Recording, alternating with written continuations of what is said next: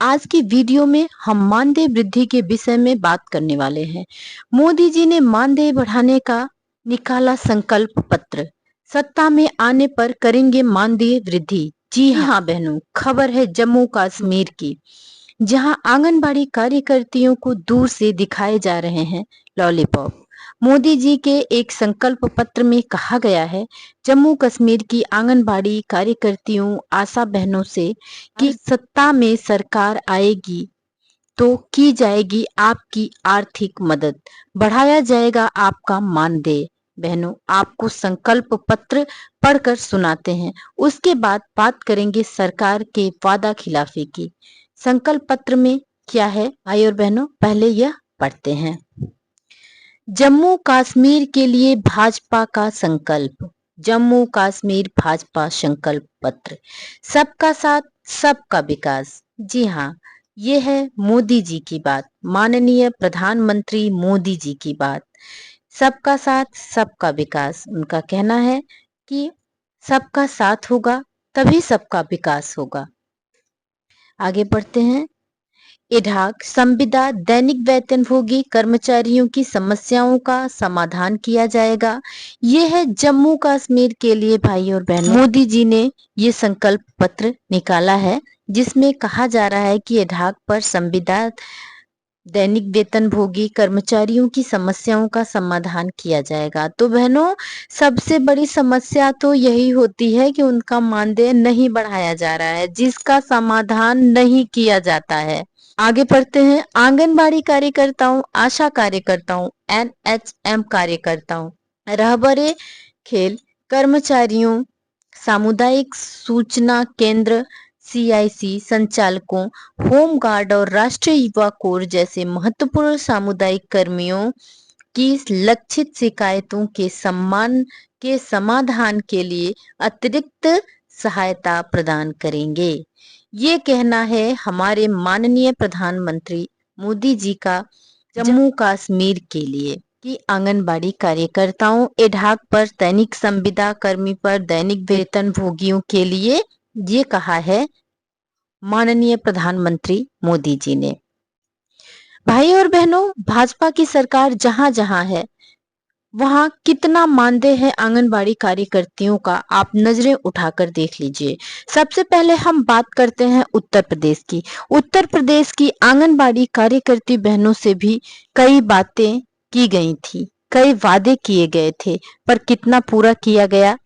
तीसरी बार जब मोदी जी की सरकार बनी और महिला एवं बाल विकास विभाग की जिम्मेदारी श्रीमती अन्नपूर्णा देवी जी को सौंपी गई, तब देश की सभी आंगनबाड़ी कार्यकर्तियों, मिनी कार्यकर्तियों, सहायिका बहनों के चेहरे खुशी से खिल उठे।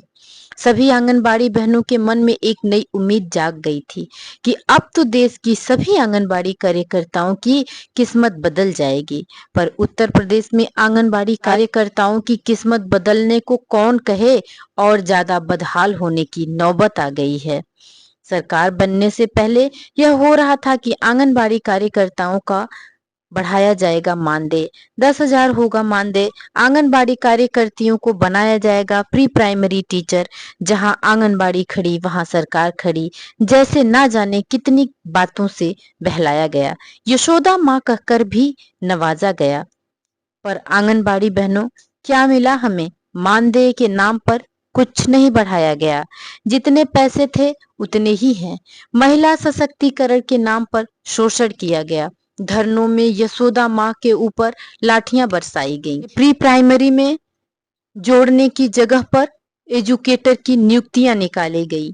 हद तो तब हो गई बहनों, जब आंगनबाड़ी कार्यकर्ती को समाप्त करने के लिए प्री प्राइमरी टीचर के रूप में पूरे उत्तर प्रदेश में एजुकेटर रखने की व्यवस्था की जा रही है।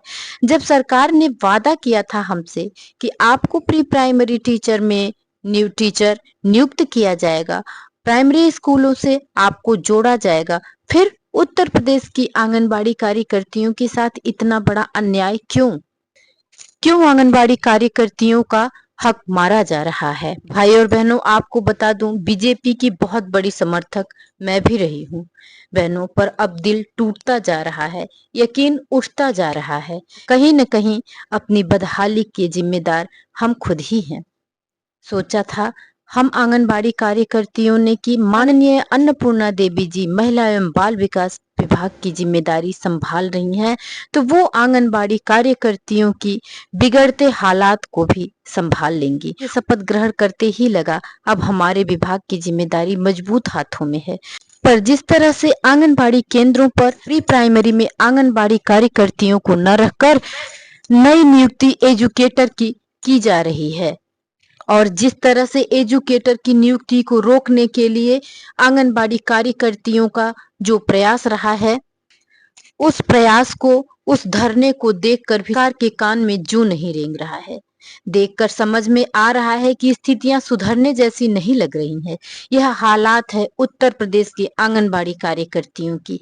इससे कहीं ज्यादा बदतर आशा बहनों की है। बहनों, उन्हें तो फिक्स मानदेय के नाम पर कुछ नहीं दिया जाता है, और काम की तो ना पूछिए कि कितना लिया जाता है।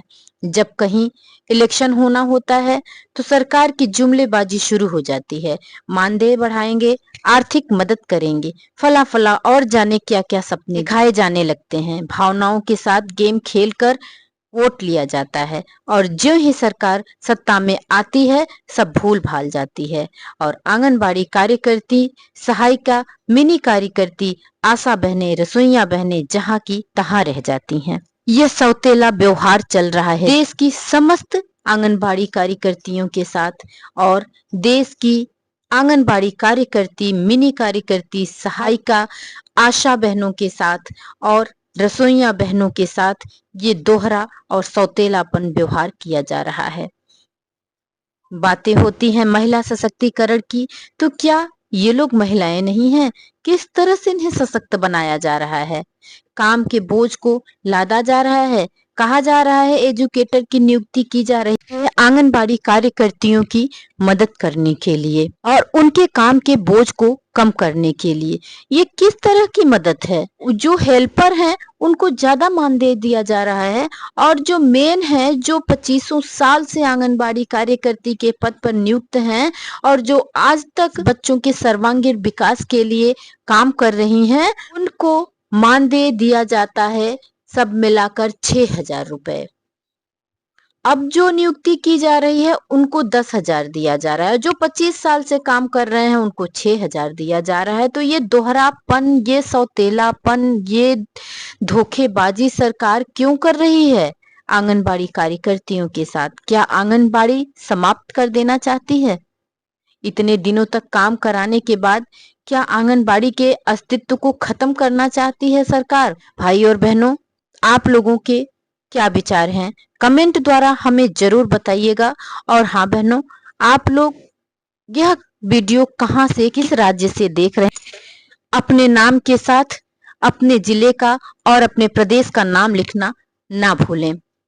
बहनों, सरकार तक हम लोगों को अपना संदेश जरूर पहुंचाना है। रोज धरने किए जा रहे हैं उत्तर प्रदेश में, और रोज ज्ञापन सौंपा जा रहा है, सरकार तक भिजवाया जा रहा है संदेश, पर सरकार सुन नहीं रही है।